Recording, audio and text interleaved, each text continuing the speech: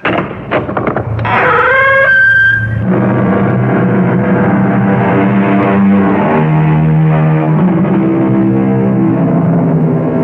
in. Welcome. I'm E.G. Marshall. There are those people for whom the truth is like poison. It can irritate and sicken and also kill. That's why some of us will go to any length to evade, avoid, or even suppress it. How many of us? There's really no way of telling. Each of us can only speak for himself or herself.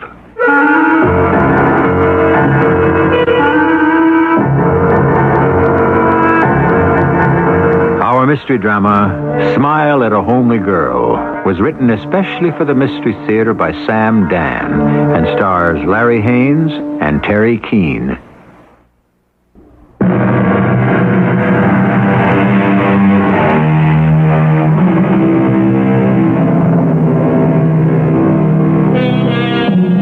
Why bother to look for deep and complicated hidden meanings, especially when you contemplate the mystery of life?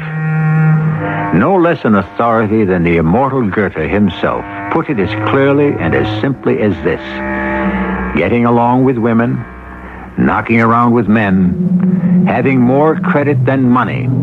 Thus, one goes through the world. Can things be really as basic as all that? For a great many people, absolutely. And especially for the hero of our story, Mr. William Bennett. William is having breakfast with his wife, Marcia. One thing you're going to learn about Marcia: she is a woman who doesn't mince words. Notice how she gets right to the heart of the matter. Well, who is Linda Tannen? Linda Tannen. Why do you repeat her name? Obviously you know who she is. Are you stalling for time? Linda Tannen is George Morrow's secretary. Well, that answers half my question. To George Morrow, she's a secretary. What is she to you? To me? Well, to me, she is, no one. What you're saying is you have no relationship with her at all, Relationship? Well, that's a rather heavy word. Is it? Well, yes, it's filled with implications, innuendos, and so forth.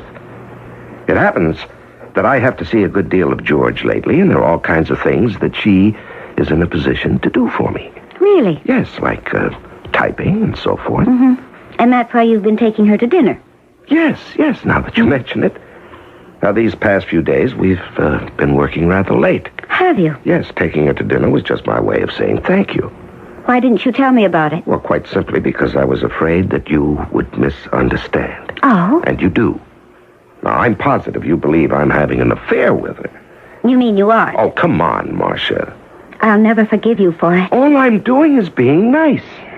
Not only will I never forgive you... Marcia, will you listen? I have been insulted and demeaned, and I intend to make you pay for it. Marcia, please.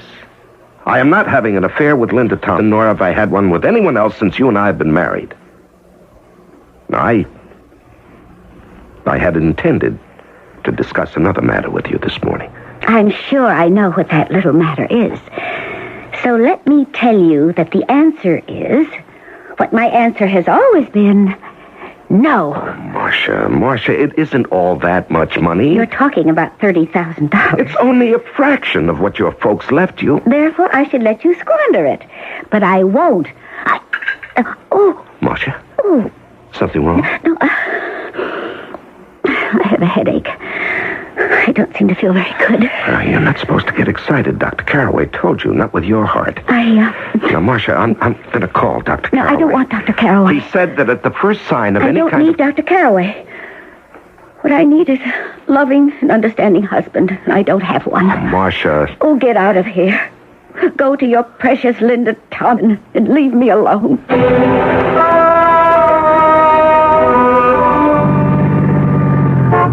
Hi, Will. Oh, hi, Sarah. Are you headed for the station? Oh, I couldn't get my car started this morning. Oh, we'll hop in. I'll give you a lift as far as the library, anyhow. Well, I shouldn't, but I don't want to miss the train. What do you mean you shouldn't? Oh, nothing. Come on, Will. You can tell me. It's Marcia. Marcia? Yeah.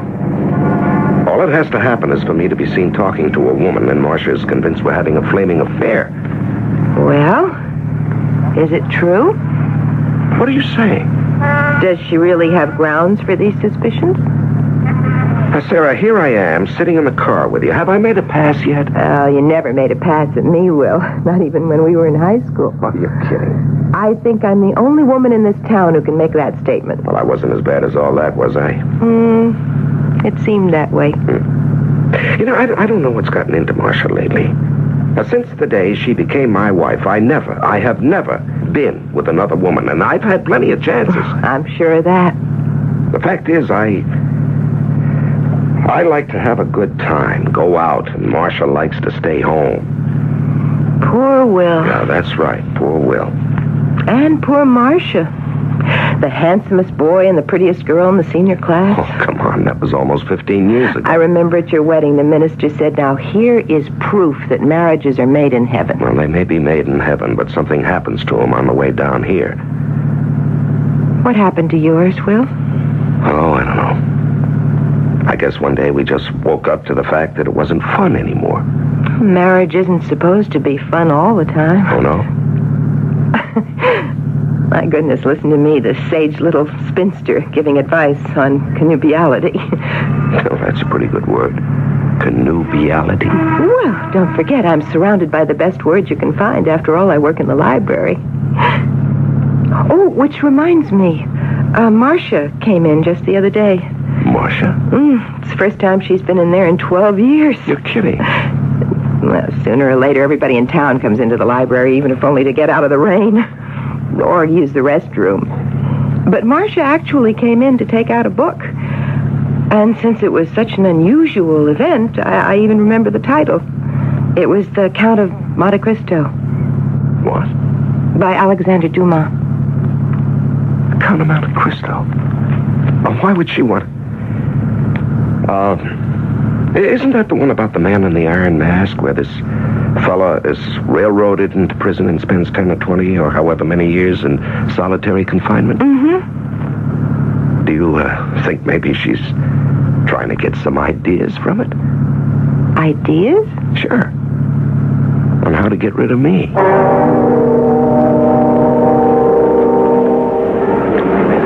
Hi, George. I'm sorry I'm late, but I forgot we were supposed to meet here, and I went to your office. Hey, you sure you didn't go to my office to see my secretary? Hey, come on, George. Yeah, she happens to be a very beautiful girl. You won't get any argument from me on that. What kind of a line you been handing her? Line? You told her you were going to divorce your wife and marry her? How people turn and twist what you say. What I actually told her was that if I ever divorced my wife, I'd certainly marry her. Of all the times for you to be fooling around. I'm not fooling around. Oh, then it's serious. It isn't anything. Besides, it's my affair. In one sense of the word, I'm sure it is. But in another, it's also mine. I've got a lot of money sunk into the project, Will. I'm sorry. This is no time for you to be alienating Marcia. I think we've been alienated from each other for the past 5 years. What happened? I don't know what happened, George. Maybe if I did, I could do something about it. Oh, well, maybe. Maybe I do know what happened. Want to tell me about it? Yeah, I might as well. Now, part of it is your fault. How can you say it's my fault? Well, you and just about everyone else in town. Since we were kids, everybody kept saying what a sensational couple Marcia and I made, what a natural we were. Everyone took it for granted we'd married, and we did. Everyone said, look at those two beautiful people, how much in love they are, so we believed it. Until about 5 years ago, when I guess both of us realized we never really loved each other. Why don't you get a divorce? Because things aren't that simple. You could walk out on her. Well, I suppose I shall, one of these days. But, George, believe me, that is why I'd like to look at your secretary, Linda.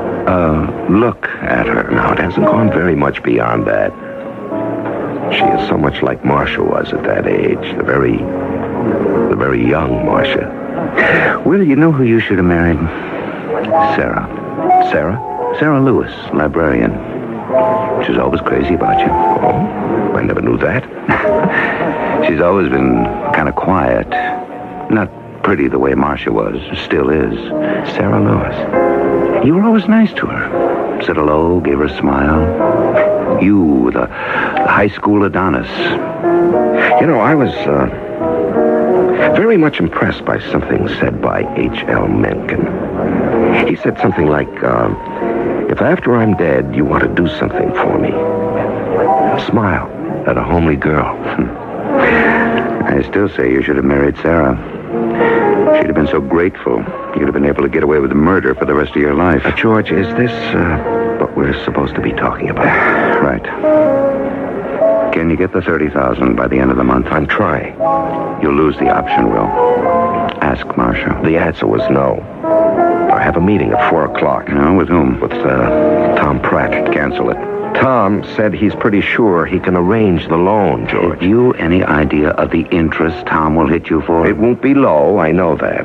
Do you know where Tom Pratt gets his money? I know there are rumors. It's shady money, underworld money. Well, right now, it's the only kind of money I can get. Oh, don't get started with Tom Pratt and his people. Well, I don't know where else to go. Marcia. Marcia has already said no. But she can't say no. Oh, you don't know Marcia. But I do know Marcia. And what's more, I'm going to ask her. Another cup of tea, George? No, thank you. Marcia, I want to talk to you about a matter of life and death. The answer is no. But you don't even know the question. Oh, yes, I do. Will sent you here, didn't he? Of course not. Then you decided to come by yourself to see if you could have more success with the old bag than he did. That is not how Will refers to you. Well, that's how he treats me.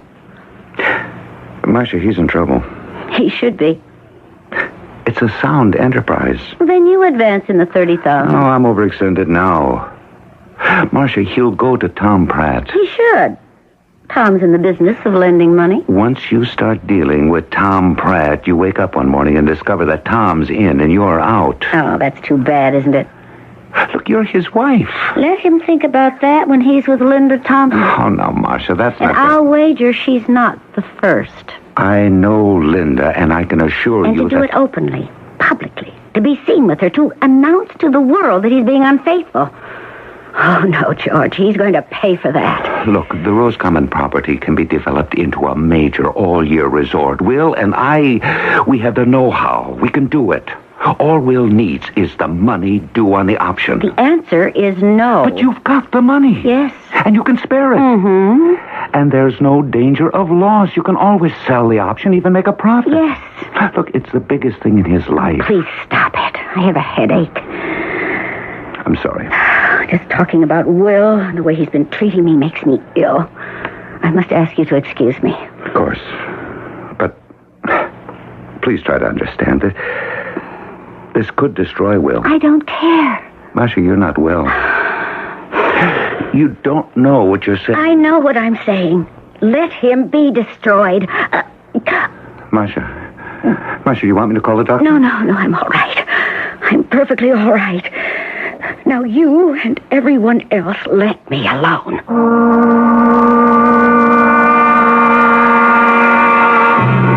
Consider the computer. It works smoothly, efficiently. It does its job. Then, suddenly, one day, it becomes erratic. It doesn't make sense. Then, finally, it breaks down. And why do we bring up the computer? Simply because it's the closest thing to the human brain, which can also become erratic and finally break down. There will be further exploration into the mysterious abyss of the human mind in Act 2.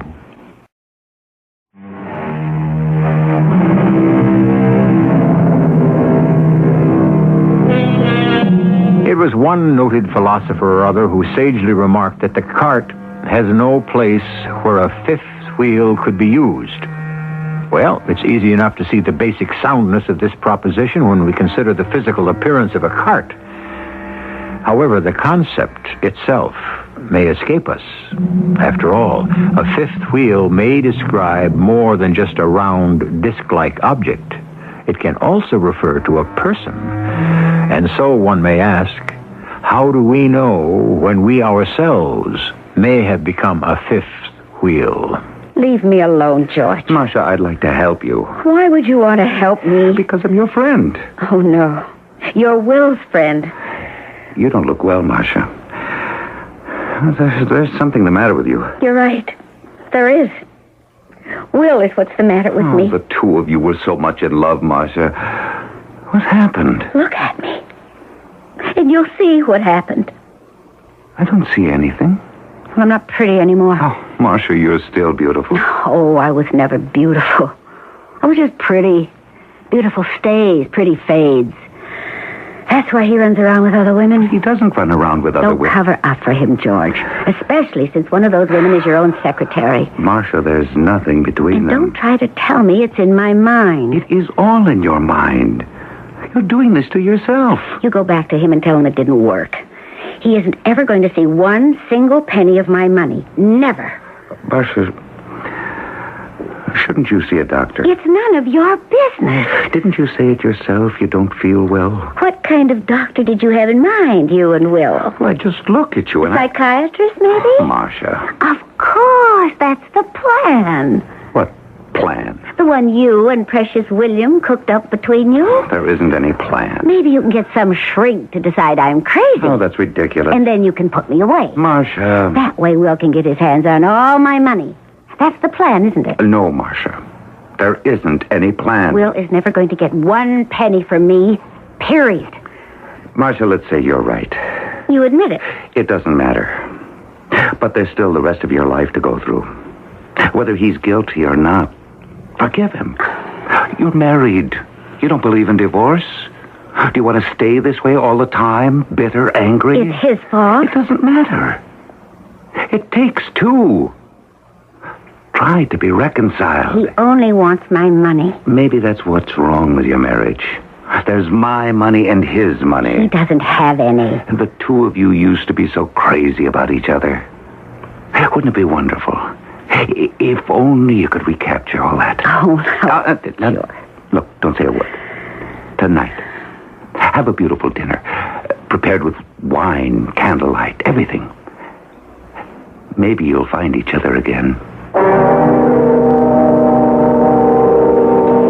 So, the meeting with Tom Pratt went badly, You know what he wants? Just about everything. I'd wind up being a very small junior partner. George, I don't know what I'm going to do. Tom Pratt is what I'm reduced to, and if I let him in, I'm dead. Why don't you try Marcia again? No, I'm poison around her. Why don't you go home tonight, right now? Have dinner with her. Right now, all I would need is that sweet, warm, understanding wife of mine. No thanks. Will, I spoke to Marcia. All she needs is for you to meet her halfway. Come on, try it. Well, I have sort of a date with Linda tonight. There's no future there. Maybe, but at least the present is so pleasant. Oh, grow up, Will. You and Marcia have a problem, sure. But face it like two adults. George, I've tried. I wish I could tell you how I've tried. Will, when you're in that type of situation with a woman, what's your best argument? It's such a beautiful dinner, darling. You're using silver, good china. Is it a special occasion? Shouldn't every dinner married people have together be a special occasion? And you're looking so pretty tonight. I'd hope you'd say beautiful. Well, that's what I meant. Beautiful. Well, I'll settle for pretty. You know, looking at you right now, it's as if we were both so much younger. Do you really feel that way? I do. Marcia? Darling, are you all right? Why do you ask? Well, you seem to be very pale suddenly. No, I'm all right. I'd like a glass of wine. Should you? Why not? Well, all right. Pour us each a glass. We'll drink a toast. Marcia? Marcia? What is it, darling? Something. I don't know. Just sit back, darling. Just sit back. I feel. All right. I'm going to call a doctor. No, You just relax. Just try to relax, will you, darling? Hello? Is this Dr. Carraway's service? Well, this is an emergency. He is. Who? Yes, all right. I'll call her. Darling, Dr. Carraway is on vacation, but there's a doctor covering for him. Dr. Henrietta Rice, and I'm calling her right now. Marcia. Marcia. I feel it. Hello? Is this Dr. Rice? I'm a patient of Dr. Carraway's. That is, my wife is. Look, could you get here right away? She's ill. She's deathly ill. Well, I don't know. She just feels bad. She's flushed and feverish. Yes. Yes, all right, I will. Darling, she says I'm to get you over to the hospital immediately. I don't want to. Now, that's where they have the facilities. Oh, no. And I'll just put you in the car, and we can be there in less than 5 minutes. Now, just lean on me. Everything is spinning. All right. Rolling. All right, darling, I'll get you to the hospital in a few minutes. Just a few minutes. Are you Mr. Bennett?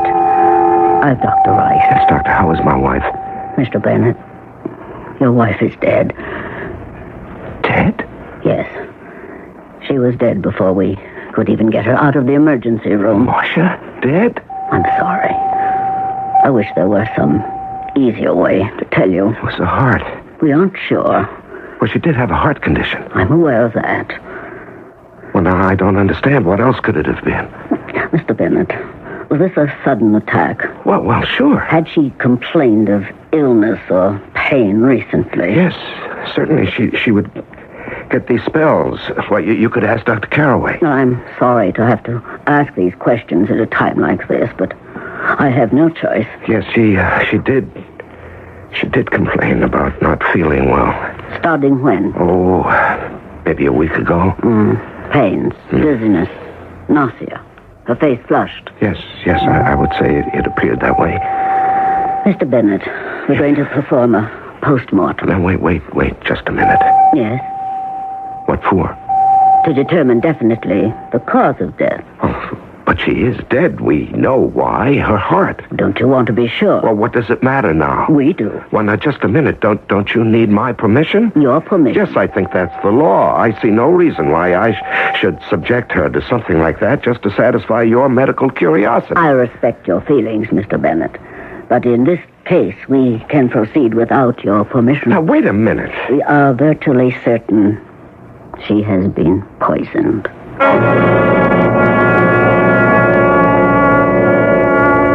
Dr. Rice. Yes, Mr. Bennett. Well, Your wife has been poisoned. what? You're the second person I've notified. The first, naturally, had to be the sheriff. Poisoned? I don't understand. Arsenic. She was filled with it. You could practically see it starting to come out of her nails and her hair. Well, how could she have gotten arsenic poison? I am only concerned with what happened. How is someone else's responsibility? I just can't believe it. I don't know if that matters. Good night, Mr. Bennett. Now, wait. Now, look, it isn't true. You don't like me. As a matter of fact, I can tell you took an active dislike to me the moment you heard my name on the telephone. It's true. I don't like you, Mr. Bennett. But that doesn't alter the basic fact in the case. All right. Are you allowing your attitude toward me influence your medical judgment? My medical judgment has been sustained by 2 other pathologists. Now, just what have you got against me? My sister's name is Joan Tunn. She has a daughter, Linda.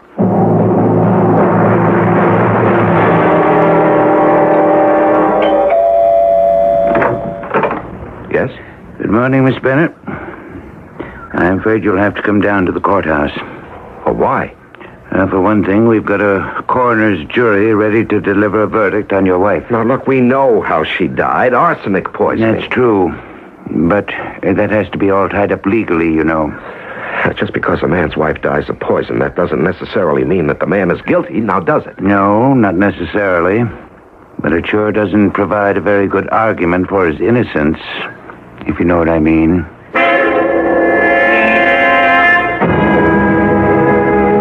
The purpose of this coroner's inquest is to determine the manner in which death came to Marcia Bennett, Mrs. William Bennett. The first witness is Dr. Henrietta Rice. The arsenic had been ingested in minute amounts over a period of time. How long a time, Dr. Rice? Perhaps a month. And where was she getting this arsenic from? From the food in the house. And how did you establish that? We tested various samples from the refrigerator and the shelf. And how did she die, finally? From an accumulation of the poison. And therefore, Doctor, what would you recommend to this jury? In my opinion, death was due to arsenic poisoning administered to Mrs. Bennett by, well, I'm sure we all know by whom. I object to that. Now, you have no right to make that accusation. You're absolutely correct, Mr. Bennett. But don't worry. You'll get your day in court.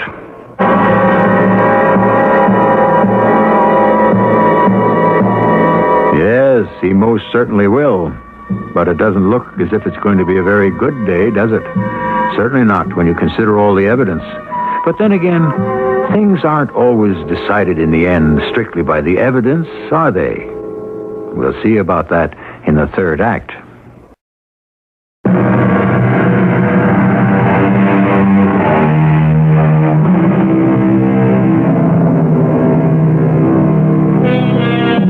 What was that story? It took place in ancient Rome.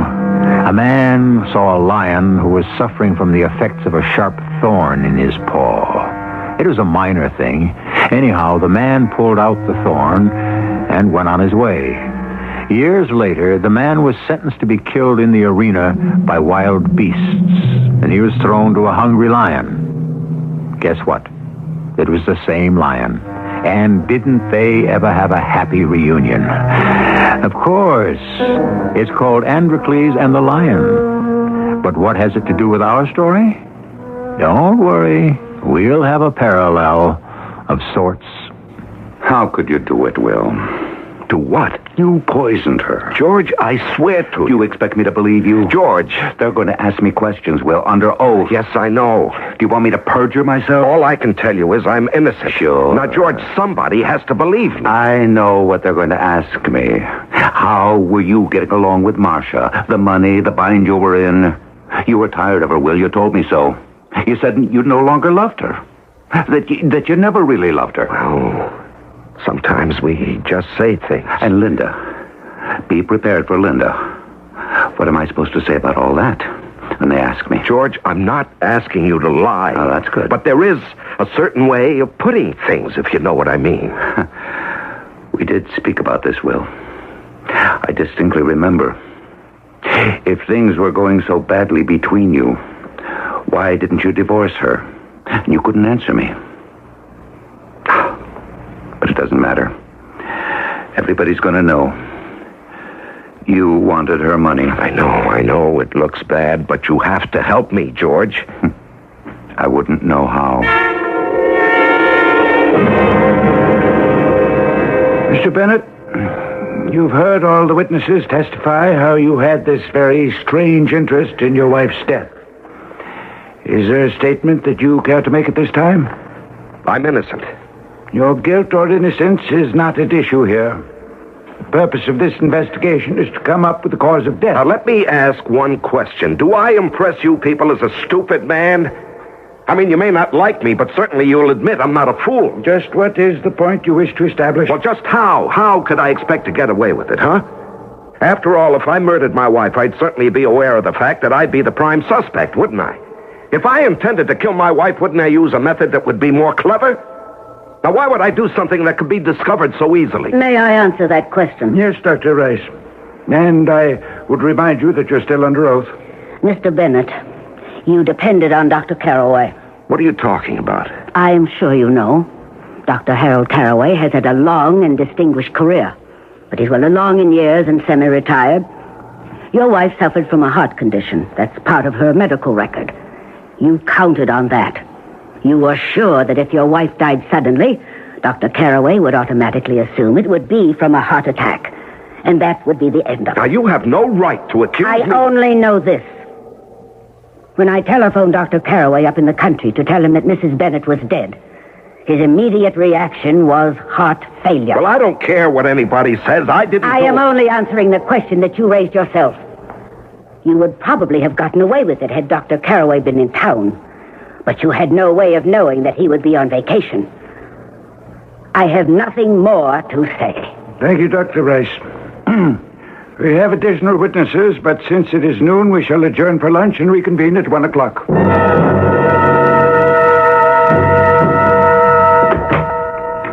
Hello, Will. Sarah, what are you doing here? I thought I'd drop by. Was that wise? The whole town is just about ready to hang me. You don't want to be known as a friend of mine. Well, somebody has to stop by and say good luck, Will. Well, you're the only one, Sarah. It doesn't look good. Not at this point. And it's not going to get much better either. You see what they're doing. They'll definitely establish the fact that she was poisoned. Yes? And they'll have a murder. And at whom will all the evidence point? I'm going to be indicted, Sarah. Just no way out of it. But I didn't kill her. I believe you. Well, that makes you the only one in town. Will, do you remember the senior prom? Hey, that was a long time ago. Well, of course, why should you? After all, it was just another dance, another ball, another party for you. Well, I guess you reach a certain age where everything was a long time ago. Oh, I didn't want to go. No, that's not true. I did. I wanted to go more than anything else in the world, but nobody asked me. So Mama bribed her sister's son, her nephew from Chicago, to come all the way out here to be my date for the prom. You didn't know that, did you? No. Well, of course, he resented it, and I suppose he had a right to.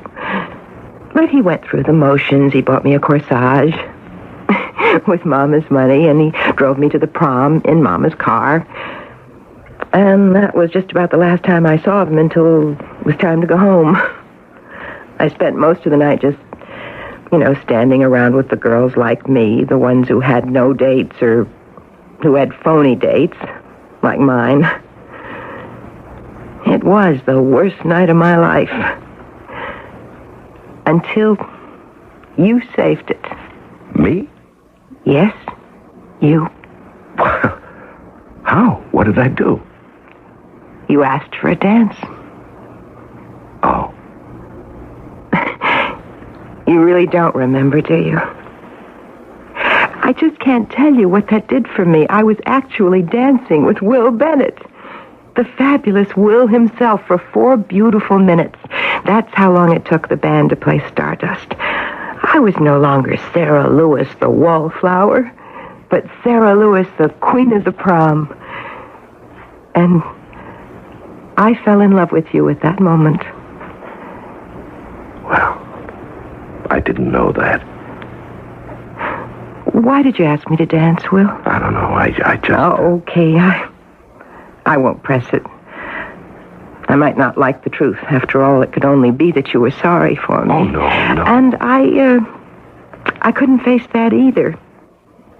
So, I constructed a little fantasy, which was that secretly you adored me, and that one day you would declare yourself.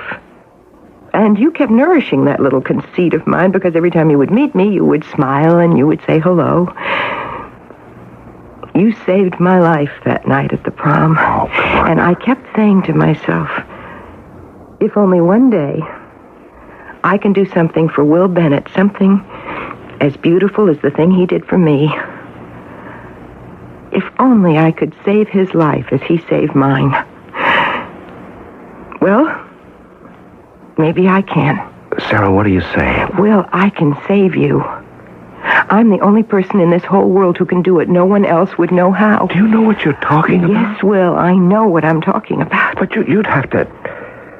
Well, there'd have to be evidence. I know. Sarah, do you have evidence? Yes. You do? Oh, you do? Oh, Sarah. Sarah, I look at you now and I see the most wonderful person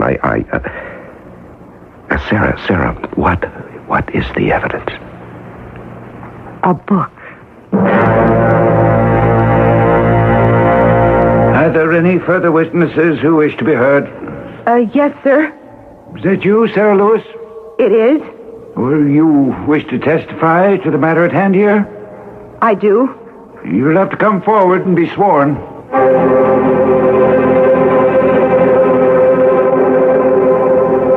believe there is medical evidence to prove that Marcia Bennett's death was due to arsenic poisoning. Yes, there is. And we have every reason to suppose that the coroner's jury will come up with that verdict. Well, the jury has not yet reached that decision. They will call it murder. What is your point, Miss Lewis? I know for a fact that Marcia Bennett died from arsenic poisoning, but I also know for a fact that it wasn't murder. What's that? It was suicide. Suicide? Are you saying that she took her own life? Yes, not intentionally, but she did. She poisoned herself. Well, what do you have to back up that statement? You need evidence. I know, and I have it here in this book, taken from the town library on the 17th. That's exactly 16 days ago. The title of the book is The Count of Monte Cristo. It's by Alexander Dumas. And here is the borrower's card number 17763. It belongs to Marcia Bennett. The clerk will accept these as exhibits as soon as their relevance is established. On the morning of the 17th, Marcia Bennett came into the library and asked me if we had a copy of The Count of Monte Cristo. She remarked that she remembered reading the book in school and enjoyed it and would like to read it again. I still don't see what this has to do with I kept asking myself why she would want this book. It's an old, practically forgotten classic. And further, Mrs. Bennett hardly ever used the library. So why would she want The Count of Monte Cristo? I must remind you, Miss Lewis, that you have been given the floor to answer, not ask questions. Yes, sir, I understand. She was highly nervous and very upset, and I was sure she had a reason. So I took down another copy of The Count of Monte Cristo and read it carefully, cover to cover, and I found out why. Are you prepared to tell us? The Count of Monte Cristo was required reading in our junior year at high school. Something from that book stayed in her mind, perhaps in her subconscious. Somehow it must have suggested itself to her, so she came to refresh her memory. Can you tell us that something? Yes. I will show you the passage. There's talk of how to murder someone by feeding him arsenic. And the way to do it is this. First, you yourself take just a few grains of arsenic one day. Then on the next day, you take a few more. On the third day, a few more, and so on. Now, by the end of the week, you would have ingested a considerable dose. Large enough to kill, if taken all at once by somebody else. What Dumas did not quite understand, but what he was talking about was what today we call immunity. Yes. The passage goes on to say, now that you are accustomed to ingesting arsenic with no harmful results, you can safely poison someone else. The clerk will mark this exhibit. And that's exactly what she had planned. She would take these minute doses daily, build her immunity. Then she would fill a bottle of wine with a lethal dose. Now, they would both drink from it. He would die, and she wouldn't. Yeah, but surely... The doctors would examine his body. They would know it was arsenic. But they couldn't blame her, because she would show traces of the poison, too. It would therefore appear that he had been trying to poison her and had somehow made a mistake and taken a drink from the wrong glass. Continue, Miss Lewis. Everything would be in her favor, you see. Everyone knew they weren't getting along. Even better, everyone knew he had several very good motives for murder. Enough of them have certainly been brought out here today. But not everyone can build up an immunity to arsenic. She didn't know that. Neither, I suppose, did Alexander Dumas. Well, that's all I have to say. Thank you, Miss Lewis. The jury will consider this new evidence carefully and retire to consider its verdict. Hello, Will. Hi. I thought I'd come by the library to thank you. I didn't get a chance back there in the courtroom. Sarah, that book did it. You just about saved my life. That makes us even. Do you know what you said a few days ago? That you had this fantasy in which I secretly adored you. And that one day I would declare myself. Yes. Well, that wasn't a fantasy. Sarah, it's real, I think. I think I always adored you. I think I was always in love with you, Sarah. Were you, Will? Really? Yes, Sarah. We're making a bit too much noise. After all, this is a library. You know, I know now. But I was always in love with you. Will? I'm sorry, but I'm afraid I'm not in love with you anymore. Sarah. Oh, Will. You should see your face. Shock. Dismay. How is it possible for any woman not to be in love with Will Bennett? Well, it's possible. Now, Sarah, I mean it. Maybe I was never really in love with you, Will. Maybe it was, all gratitude. But after what I did today, I feel as if I can do anything, even meet a man who really loves me. Sarah, I love you. Poor Will. Thank you for asking me to dance at the senior prom. Now, finally, we're even.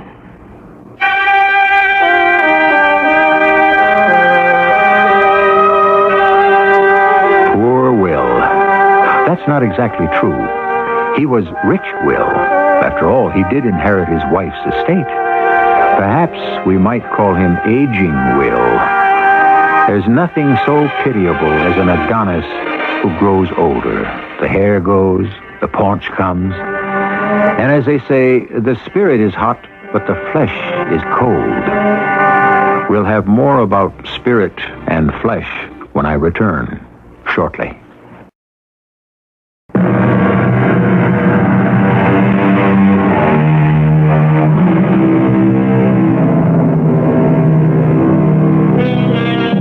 The exact quote which seems to have fueled so much of the motive force of this story is by H.L. Mencken. If ever I depart this vale, and you remember me, and have thought to please my ghost, forgive some sinner, and wink your eye at some homely girl. You remember that now. And a similar sentiment may also be found in the Old Testament. It has to do with casting your bread upon the waters. No good deed is ever wasted. Our cast included Larry Haynes, Terry Keane, Evie Juster, and Ray Owens. The entire production was under the direction of Hyman Brown. This is E.G. Marshall inviting you to return to our Mystery Theater for another adventure in the macabre. Until next time, pleasant dreams.